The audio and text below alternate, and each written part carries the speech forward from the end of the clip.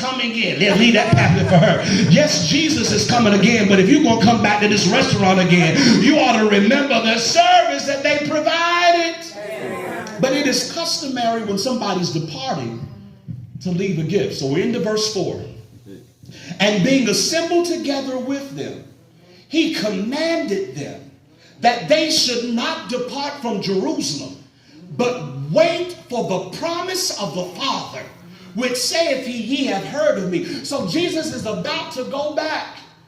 He's about to orphan the disciples. I've been with you for 3.5 years, fellas, but this is the end of the road. We've been loyal. We've had good times. We have good bonds. We've got history. We've had some great times together, but it's time for separation.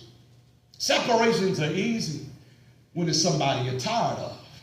Separations are easy when it's somebody that you just like, I knew something was wrong with you from jump. I really knew that there was some problems. So I'm really glad that God is requiring me to separate from my enemies, to separate from my haters, to separate from the backstabbers. But he's not separating from his enemies, but from people who've walked with him for 3.5 years. For people that stood with him when he was being accused of horrible atrocity. He is now having to separate not from bad people, but good people who were now operating on bad timing.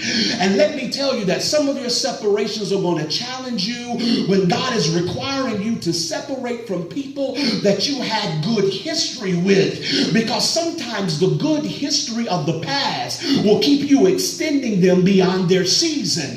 That you'll hang on to them past the appointed time because you remember how good it was, how good it used to be. And here is Jesus in this dilemma. I got to go, but it's not because you were bad for me. It's just time for me to next level, and you can't go with me, and I can't get with you if I stay here. Some of you are going to have to say goodbye to some of your closest prayer partners.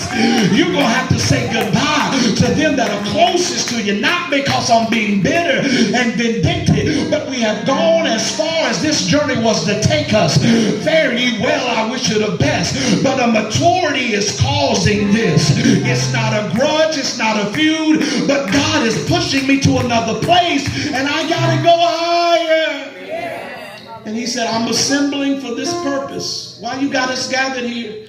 Because they thought when he was resurrected and came back that now you're never going to leave us. You scared us, Jesus. Don't you do that dying on us again, because we were so scared that you were dead. We were so scared that you were not coming back that we were sitting here mad and our wives are upset. Okay, Peter, you quit your fishing job to follow this man. Now he dead and the tax collector is calling.